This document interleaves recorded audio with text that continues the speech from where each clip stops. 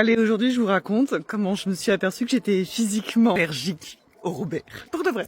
Il y a 15 ans de ça, quand j'ai quitté le père de mon fils, j'ai rencontré un Robert. Bon, vous savez bien que les Robert, on les détecte pas tout de suite, qu'il faut un petit temps pour les détecter, et j'étais encore novice. Alors ce Robert-là, il était immature, et en plus, il pensait qu'à sa tête. Évidemment.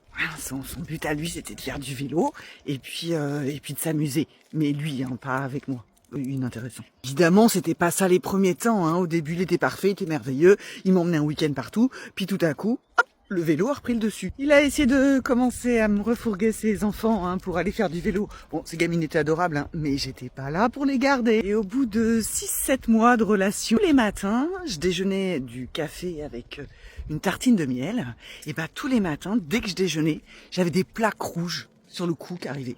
Je comprenais pas, des plaques. Tous les matins. Uniquement quand je dormais chez lui et que je déjeunais chez lui. Alors bon, je me suis dit que c'était le miel. J'ai arrêté. Je me suis dit que c'était son café. J'ai arrêté. Je me suis dit que c'était son gel douche. J'ai arrêté. Et au bout d'un moment, je me suis dit que c'était lui. J'ai arrêté aussi.